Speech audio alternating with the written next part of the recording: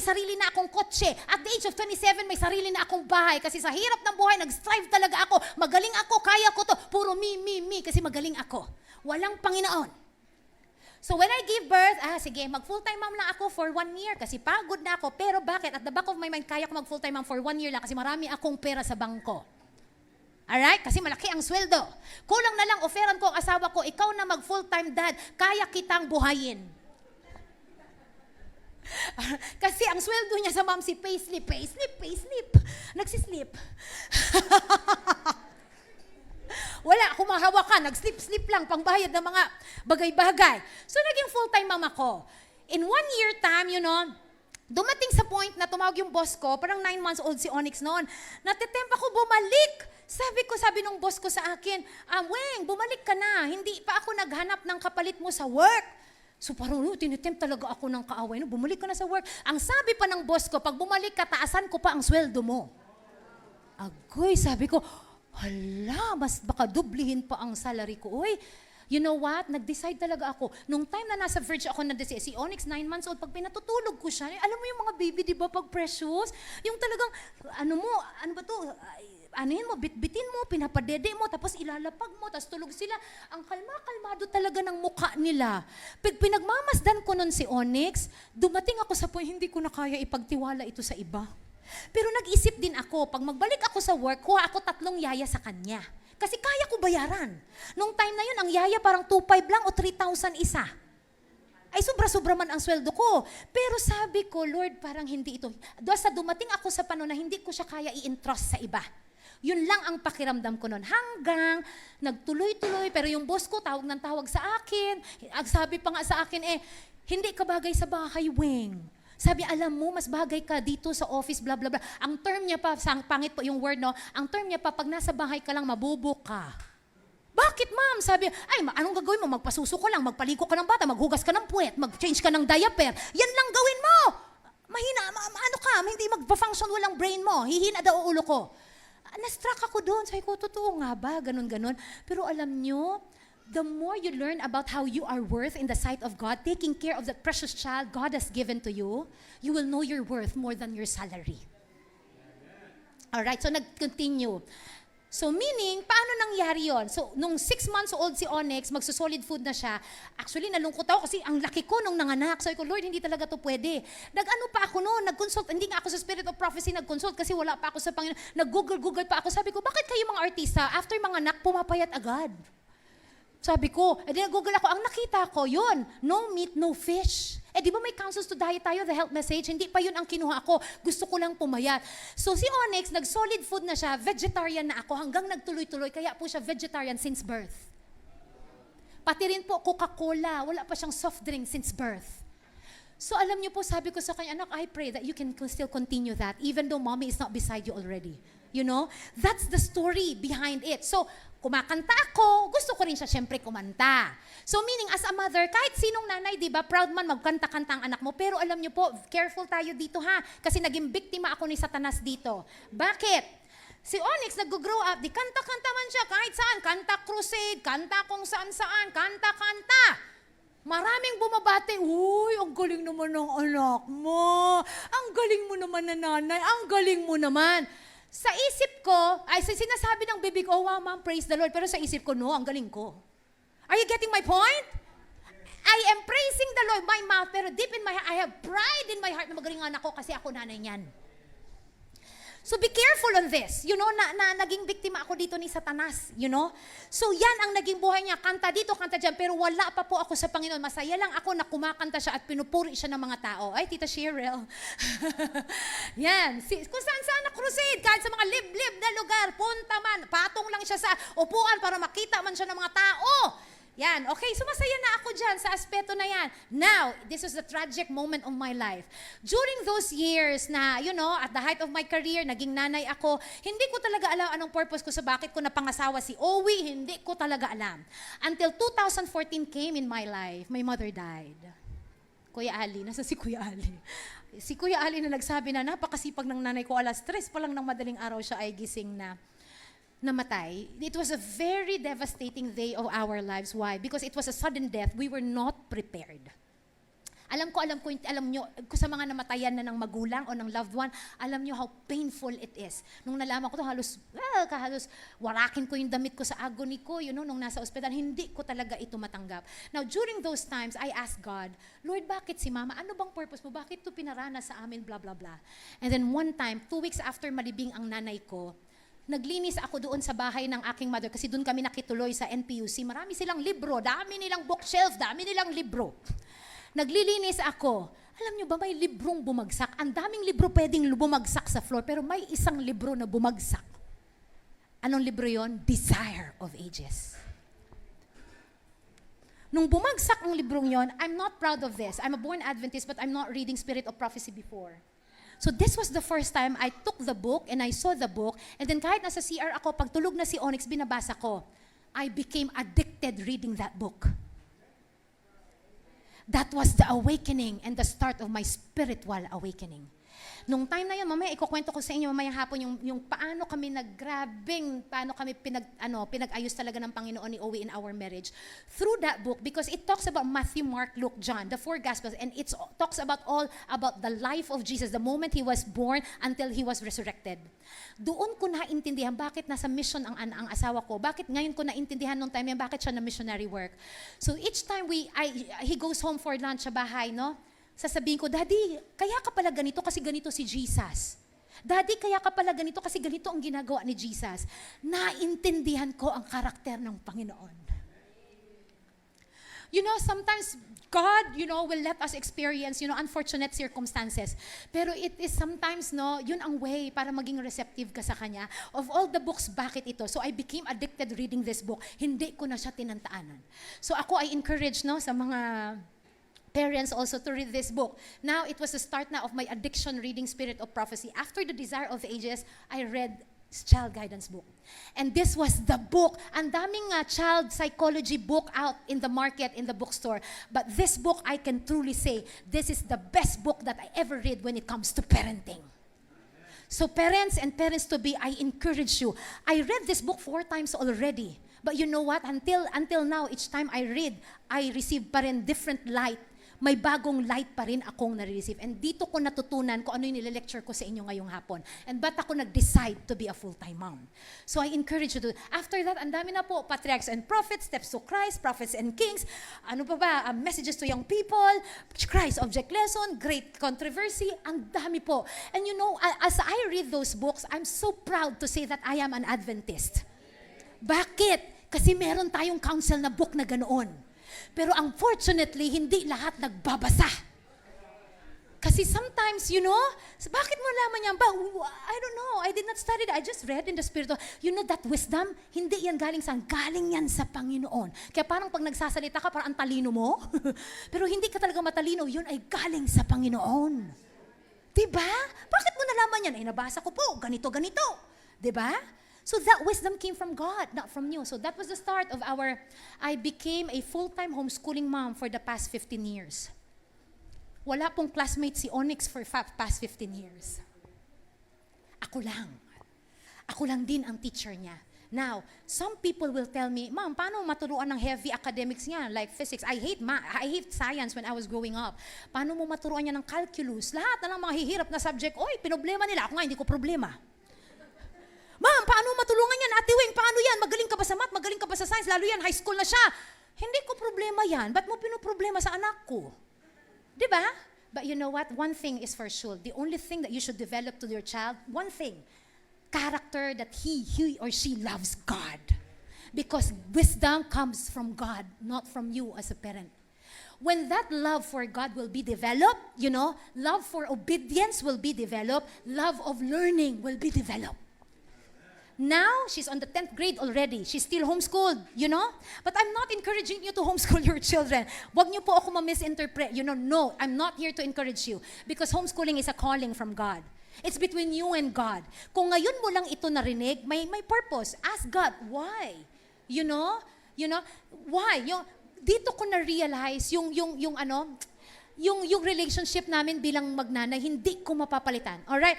I want to to share this, not to brag, you know. Why? You know, at the age of 3, tinanggal ko ang television sa bahay, naka-attend ako ng seminar, The Negative Effects of Television to the Children. Pinalitan ko yung entertainment niya, nagpiano siya at the age of 3. Ngayon sabi ko, paano kaya ito? Then some people will say, kawawa man ang anak mo, walang TV sa bahay. Sabi ko, no, may TV siya sa bahay, pero outdoor, nature. Ano pinapanood niya? Nanonood siya ng birds, nagpa-fly, yung mga nagko-crawl na mga ants, yung mga flowers nagbo-bloom. We do gardening, no? Sa aming munting tahanan, we do gardening. May papaya siya, may spinach siya, may petchay siya. Pag nag-ani siya ng petchay, magbenta siya. Diyan niya natutunang ang tithes and offering. Kumita siya, benta siya sa aming neighborhood, benta siya. Nak, magkano kinita mo? Mami, 200. Magkano tithe mo? Anak, 'di ba? Magkano offering mo? She do the math. And that math is very important because the child knows how to do the tithes and offering. Minsan, bigyan mo ng pera, hindi nga nila alam ang tithes and offering. Are you getting my point? And that's true education. They learn math, the practical math that they need only to learn. Imagine grade 1 ngayon, 4th grading exam, may geometry, grade 1. Saan gamitin ng grade 1 ang geometry? Are you getting my point? Alam ko, sa mga grade 1 na student dyan na meron, 4th grading period, pagnan nyo ang DepEd na textbook, may geometry na. Sabi ko, saan man gamitin ang geometry ng grade 1? Oy! Pero this one is practical. Magkano kinita mo? Magkano sukli anak? Magkano binigyan 200? O 80 pesos ang isang tali ng petsa mo? Magkano ang sukli? 20. That's math. They don't need sobrang critical math. Di man sila mag-BS math. Kung mag-BS math, go ahead. Pero for that age, do not ever pokpok for the academics. This character like diligent, ang init, makati, sa pagtanim-tanim, hindi magreklamo, very good, patient ang anak ko. Mainit, maghat ka lang anak kahit malagkit. Wow, very good, diligent, may perseverance. That's the character building. Are you getting my point? That's more important than academics. Alright, now, as time goes by, me and Onyx, you know, we go out on nature, we plant sa garden namin. Each time matapos ang day, tatanungin ko siya, anak, how did you see Jesus today in nature? Like yan, petchay, malunggay, papaya. Paano mo nakita si Jesus, kunyari, sa malunggay? Mommy, you know, I saw Jesus in malunggay. Why? And then she started to write. Sabi niya sa akin, Mami, you know, ang plant na malunggay, pag sobrang taas na, hindi na green ang leaves. Hindi na yun ganun ka-healthy. So, luoy na, di ba? Hindi ba luoy yung hindi na siya green. Hindi na ganun kasarap. So, anong gagawin? You need to prune. Itapyas. Bakit kailangan itapyas? Para, Mami, tumubo ulit ang healthy na leaves. So what's the point there? How did you see Jesus? You know what, Mommy? Sometimes if we have pride, yung mataas na yung pride natin, the Lord need to cut it off para tumubo ulit ang bagong halaman sa atin. Science, biblical, and spiritual aspect, the child knows it. You get my point. That's how you do it. Kaya sa mga may pinapalaki pang bata, sobrang importante itong malaman niyo. So as time goes by, she writes. At the age of 7, she started to write already. And those writing, I treasured it not because para ipagyabang na writer ang anak ko. No! That is because I treasured those moments na nag-uusap kami tungkol sa Panginoon through nature. You know, mga mamis, mababaw lang ang ating kaligayahan pag yung anak natin, di ba, may magandang ginawa, sobrang saya. So meaning, I share this to our ministry page and ito po ang nangyari. Sa mga write-up niya na ginawa, may nakakita na isang vlogger or writer. Binigyan niya ako ng idea, Ma'am, nakikita ko yung write-ups ni Onyx, may sense. Grabing sense para sa isang batang katulad niya. Kinumpile ko po yun at tinuruan niya ako on how to, you know, magkaroon ng publication, yung self-published sa Philippines. And we produced the book po in 2 years ago, 2023, by God's amazing grace, we produced the book, Nature's Secret Treasures. So at the age of 12, we published the book and she became an author. Not to brag. Alam niyo, naiiyak ako dito tuwing sasabihin ko, bakit? Isang ina, hindi po ako magaling sa science, hindi ako magaling sa English. Pero by constant, you know, Lord, paano ko ituturo sa anak ko? Nabasa ko sa child guidance kasi nature is one of the best classrooms. Ituro mo sa akin yung nabasa ko, paano maging best classroom ang nature? You know, the Lord will impress me, mag-nature walk ka, Weng. Tapos ituro mo kay Onyx, paano niya nakita ang Panginoon. Nag-write lang siya. Hanggang nag-compile, pinablish. Alam niyo po itong libro na to kung bakit ako masaya. This book po kung saan na siya na-distribute sa ating church school, sa ating mga local churches, sa ating mga, kahit po sa US, pag pumunta kayo sa Andrews University, sa elementary school nila, elementary department, punta kayo sa elementary library, andoon po ang libro ni Onyx. Kahit the General Conference purchased it para i-distribute sa 13 divisions worldwide of our General Conference. You know, naiiyak kasi po ako kasi yung simple lang na banding namin ba? Hindi mo akalain maging blessing sa buong mundo? Are you getting my point po? That's a simple joy that I cannot, understand bakit nangyari yun. But the Lord led us to that. Kasi sabi ko sa inyo, di ba, mothers, you have the power that your child will be a blessing to humanity. Kaya mga magulang. And hindi pa yun, nakita ko po meron kayong Health and Home Masterpiece na book for 2025. May po of that issue, read po more of our story. The cover story for that month, May to June, was the life story po of my child. I hope and pray po that you will read and avail. Let us help our publishing ministry. They need our help also. Instead na bumili kung ano-ano, magkano ang Starbucks, magkano kung lalabas kayo. Pag yan po ay binili nyo, may matututunan kayo. And also at the same time, you will be inspired more to do in the Lord. And that's it po. Hindi ko na to iisa-isahin kasi ang dami-dami ko pong gusto i-share sa inyo. But I want to end this message this morning. Through this ministry, ang dami na po naming nakilalang mga pamilya na gusto rin nila to do that in their own homes. And lo and behold, these families, nakilala lang namin din sila sa internet, sa Facebook, they message us. And lo and behold, these families po, kahit maliit pa nun si Onyx, talagang grabe na ang aming house-to-house Bible study.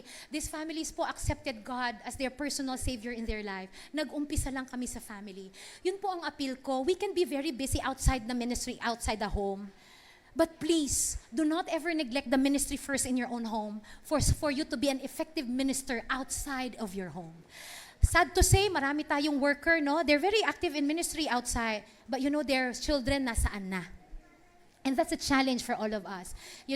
As I end po, I want to share this quotation as Onyx will come here in front and offer the mothers an appeal song.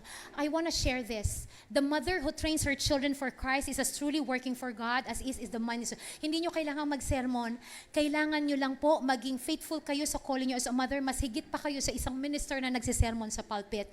Your children will not remember how great of an employee you are or how cushioned the bank account was, but they will remember if you were there for them or not. And lastly, mothers, did you know that you will have a reward if you will become a faithful mother? Hindi sinabi sa spirit of prophecy na tatay ang re-rewardan. Alam niyo kung bakit? It gave me comfort. Look at this. Please look at this.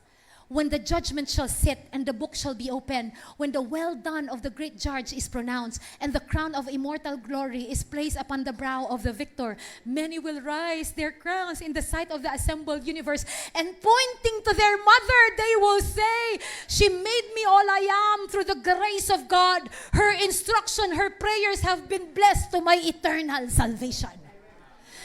Mga nanay, pag tayo ay nasa langit na bayan na at nandoon din ang ating anak, sana wish ko to makita ko ang nanay ko at talaga acknowledge ko talaga ang nanay ko na dahil ako nandito, dahil tinuruan mo ako sa Panginoon.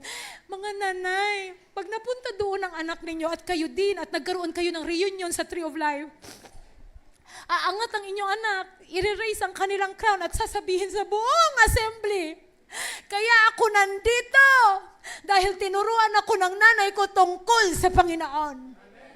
Hindi sinabi ni Ellen White na tatay ang i-acknowledge. Nanay ang i-acknowledge. So meaning mga nanay, ito ang ating laban sa araw-araw. Trabaho natin na ang karakter ng batang ibinigay sa inyo ay mapunta sa langit. Yan ang ating trabaho. At ang appeal ko naman sa mga nanay, kasi lagi po ako'y nabibikitan din. Tuwing ako po'y magsisermon ng ganito, may lalapit sa akin, may mag-message sa akin, sasabihin niya sa akin, "Weng, malalaki ng aking anak, bakit ngayon ko lang yan narinig? Paano ko pa mabalik?" Alam niyo po, isa lang ang sagot ko. ang prayer ng nanay ay napapakinggan ng Panginoon. It is, sabi daw dito, teka lang po ha, kasi iba na ang aking slide. Sabi po dito sa ating last slide, gusto ko po talaga i-share ito para magkaroon tayo ng hope mga nanay. Kung ang inyong mga anak ay wala na sa Panginoon, hindi pa huli ang lahat. It is impossible to estimate the power of a praying mother's influence. She takes her children before the throne of grace and presents them to Jesus, pleading for His blessing upon them. As you take up the work for saving your children and maintaining your position on the highway of holiness, the most provoking trials will come. But do not lose your hold.